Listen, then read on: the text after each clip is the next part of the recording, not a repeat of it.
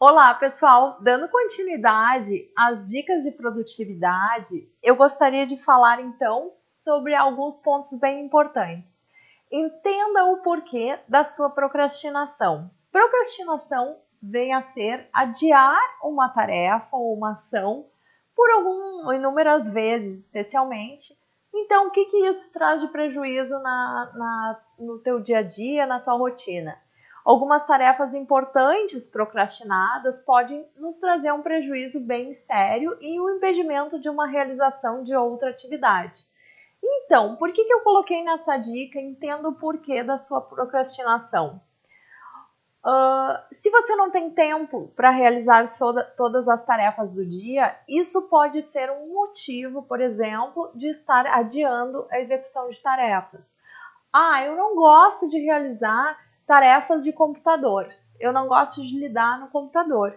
Mas você precisa, por exemplo, executar alguma atividade no computador.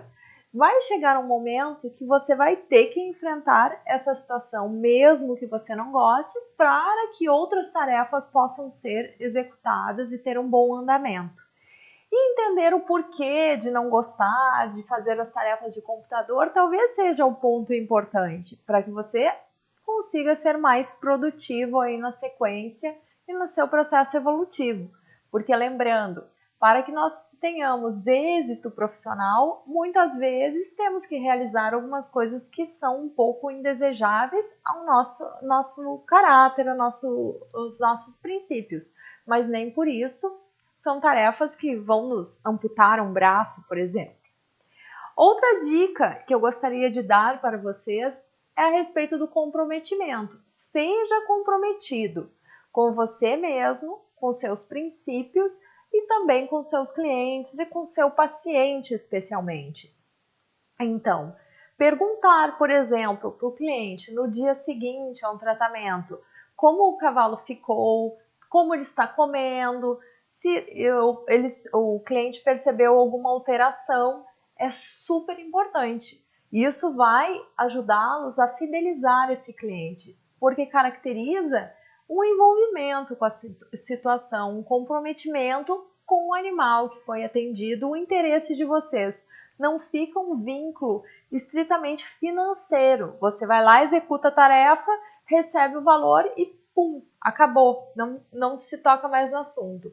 Esse envolvimento de saber como o animal ficou, como ele está no dia seguinte, caracteriza o comprometimento do profissional.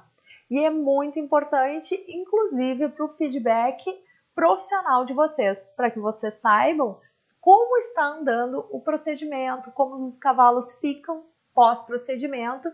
E lembra que uma das dicas era buscar feedback dos seus clientes, né? Então, comprometimento engloba outras coisas também. Comprometimento com a parte profissional e técnica, buscando-se um aprimoramento constante, conhecimento constante. Hoje, em tempos aí de globalização, da informação estar muito disponível, é muito fácil de termos essa informação, mas muitas vezes essa informação poderá ser equivocada, conforme a fonte utilizada. Então, buscar boas fontes de informação é imprescindível para a evolução aí profissional de vocês. Então, prestem bastante atenção, como nós somos médicos veterinários, muito semelhante aos médicos, a nossa educação continuada e o aprimoramento técnico deve acontecer, porque nós tratamos de outras vidas, estamos comprometidos com outras vidas. Então, buscar sempre estar realizando o melhor por aquela vida é imprescindível. Seja comprometido, é extremamente importante para o sucesso profissional de você. Outra dica, tenha momentos de descanso. O descanso é importante para que se possa, então, recarregar as energias. A nossa atividade, especificamente de dentista de cavalo, ela move tanto o nosso psicológico e a parte intelectual, como a parte física. Então, é diferente de algumas profissões, por exemplo, que trabalham em escritórios, sobre condições ambientais favoráveis, sobre o ar-condicionado, por exemplo. Diferentemente, nós, médicos veterinários de campo, trabalhamos sobre situações bastante agravadas aí em dias de calor ou em dias muito frio. E isso tudo interfere bastante no nosso desempenho. Ter momentos para recarregar-se, confortar, descansar são importantes, inclusive com a família, fazer programações diferentes que dispersem um pouquinho a atenção daquela atividade profissional, única exclusivamente. Isso ajuda bastante, inclusive a nutrir a criatividade do profissional, a desenvolver novas formas, ser mais criativo e mais produtivo. Então, parece uma dica estranha, né? Eu estou falando de produtividade, mas digo que a pessoa tem que descansar. Descanso não quer dizer dormir 24 horas por dia, isso não quer dizer. É realmente ter um momento que se desligue do profissional, seja no final de semana, que não tenha uma rotina tão intensa, né? Isso é importante. Temos aí situações em que temos que dirigir muito, isso também engloba como trabalho. Dirigimos, atendemos, temos desgaste físico, então fique atento porque muitas vezes começamos a ficar impacientes, irritados, estressados em função de pouco tempo de descanso. Outra dica bem importante é a organização financeira. Depois, normalmente no início da carreira do profissional, ele não dá muita atenção a esse quesito, organização financeira.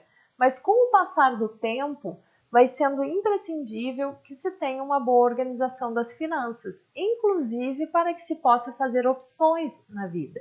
E na fase produtiva de maior produtividade, que é em torno dos seus 28, 45, 50 anos, 50 e poucos anos, o profissional fatura mais.